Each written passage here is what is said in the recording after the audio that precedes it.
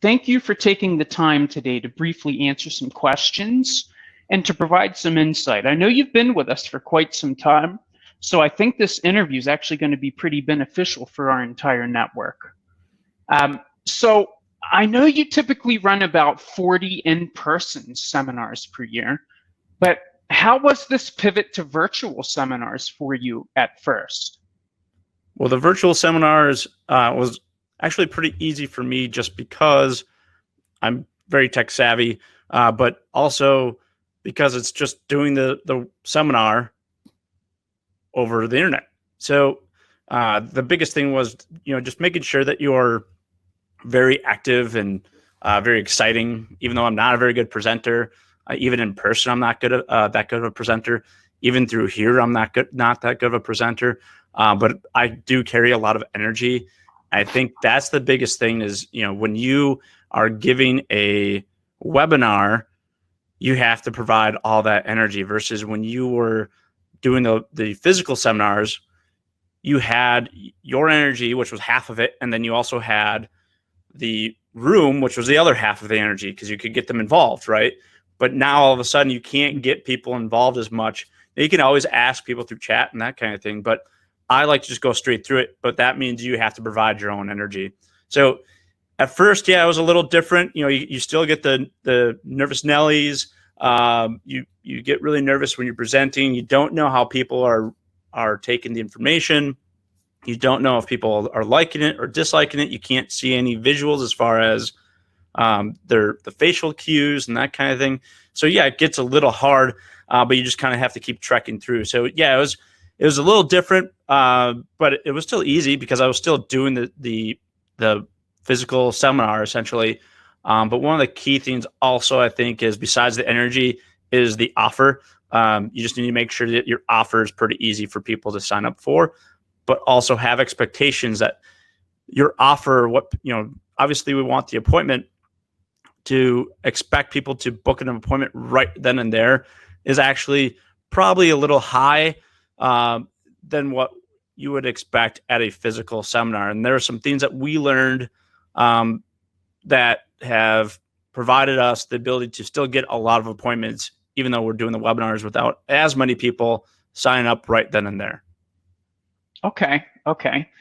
And can you tell me a little bit about the numbers game, the amount of registrants, and what that looks like in terms of attendees and then appointments?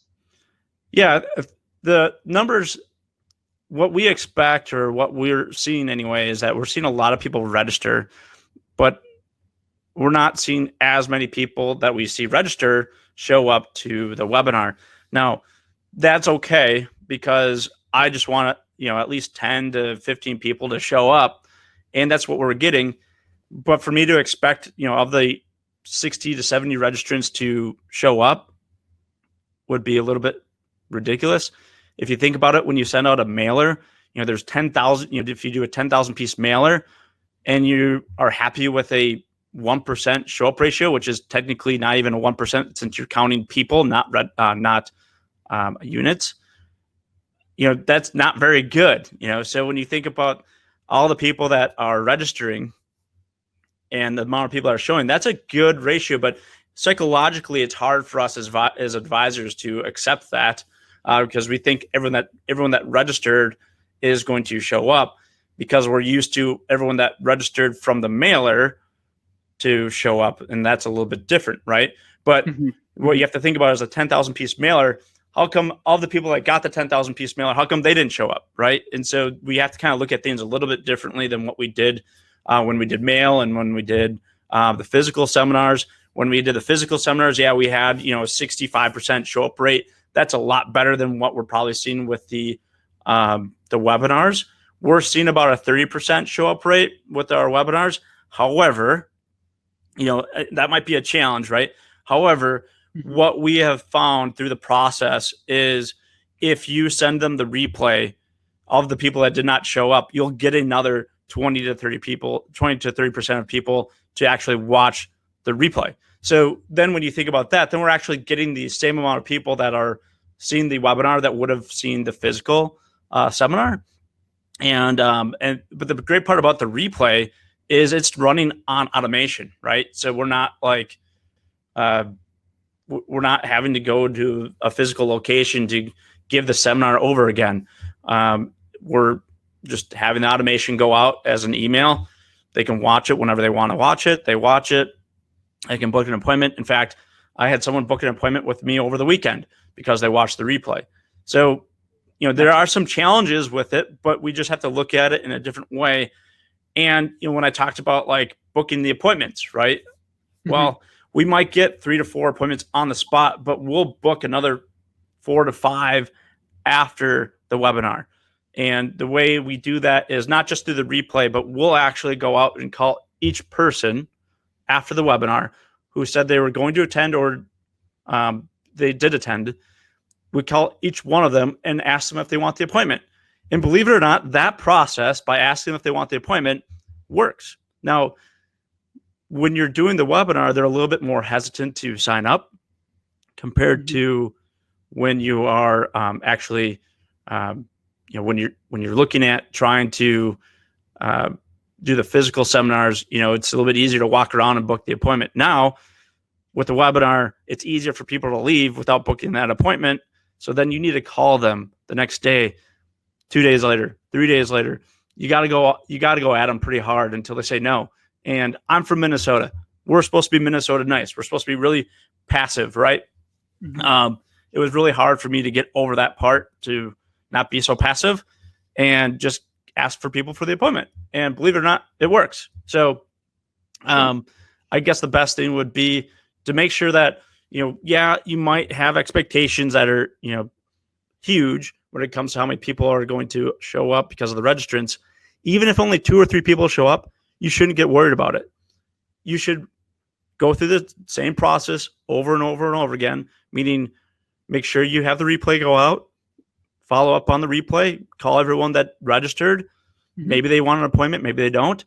But what I've found is I've had people that didn't even attend my webinar. We call them up. We say, hey, you're interested in it. What were you trying to get out of it?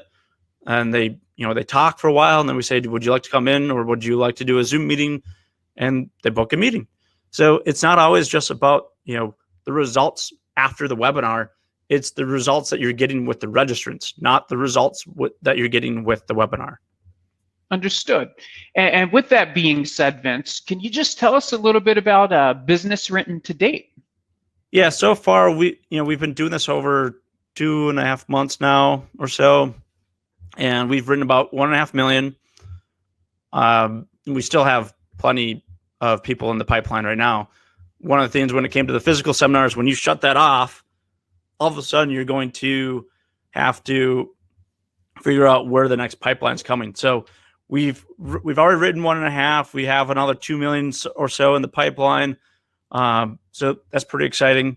And when I was doing the physical seminars, we were doing about 22 million a year with the physical seminars, with advisor filling our seminars. And now we're still, probably going to be on pace to do our 22 million as long as we keep up the webinars. That's excellent. Great. Now, Vince, all marketing comes down to expectations, right? So for many advisors and agents like you that are not getting back to normal, quote unquote, with in-person seminars, what other variables should the advisor or agent know about running seminars virtually? Well, the other variables is the follow-up process. So again, the getting back to normal. Well, see, I don't, I'm in shorts, right? So this is great for me. In fact, I have like a button-up shirt that, I just change into when I do my meetings and when I do my webinars. And then, and then I go back into my shorts and my shirt, t-shirt. So this is, and the other great part about virtual seminars is that I get my family time back, right? So I'm not doing as much nighttime stuff here. I'm getting a little bit more creative with doing I record the webinar first, then I just pretend that it's live. I know that's something that I'm doing a lot more than a lot of other people are doing right now. I still believe in the live seminar. It's just, with daycares closed and everything else, I need to be home. So, just being able to adapt to different things. But I think the other variables that, I think advisors need to know is that you have to change your expectations a little bit when it comes to the virtual seminars to the physical seminars. And you have to base things based on the registrants. Because if you think about all the registrants that you're still getting a ton of registrants for very little ad spend. You have to measure and work that registrant as much as you can. And I know we're so used to doing the physical seminars that it just comes to us, right? You go do the physical seminar, you book half the room, or, I book about half the room. I know there are guys out there that book 90% of the room, or if you do a dinner seminar, I guess you can book 100%, but I'm a little bit more picky choosy. I give people set expectations as far as what I expect before they come in, so I don't get as many appointments. To me, I want to work with people that have over $500,000. So, if they don't have $500,000, we don't book an appointment. So, Sure. so that when it comes to the virtual stuff, though, it's all the same. Once you book the appointment, you just run the appointment like you would normally, for me anyway, but over Zoom. Still Absolutely. do the same process and everything else. But I think the idea is you just have to understand, just because someone signed up, that doesn't mean they're going to show. And just because they didn't show doesn't mean they're a bad lead or that it's worthless. You still have to have your follow-up process. And I think a lot of advisors don't follow up on the process because they all want it done for them, right? So there's things that you can do. And I know Advisor Fuel's adding some of these things too. But there's some things that advisors can do, right? So one is make sure you have an email sequence to follow up with them afterwards with your replay. I know you might think that if you send them 5 emails right away, might be a little bit too much. It's not. Let them watch it, or they're not a good registrant, right? So Sure. Get them to watch it as soon as possible. I make sure to tell them that there's only 5 days to watch the webinar. If they don't want to watch it, that's fine. And then have a follow-up process. So make sure you call all of them. Now, some of you don't have a person to make those phone calls for you. It might be good to find someone that can make those phone calls for you. If you don't, you want to make sure you're doing the follow-up calls, and you want to call them at least 5 times afterwards. I have someone in my office that does that. I'm just a single advisor here. I have a phone appointment guy and 1 staff. And I don't have like a ton of people here to do all that, but my phone appointment guy is just dedicated to doing that. And I think that's what, I believe, again, I know Advisor Fuel's adding a bunch of that stuff to help out with advisors, to make sure that they can continue to do virtual seminars if they can. But for me, being in Minnesota, we're not going back to normal anytime soon. So I have to adapt. Absolutely. Excellent. Vince, thank you very much for your time and providing your strategy and further insight. It's much appreciated. And I'm sure this is going to help our existing clients substantially. Again, thank you so much. I appreciate it. Yeah, thanks, guys. Best of luck. Yep. You take care.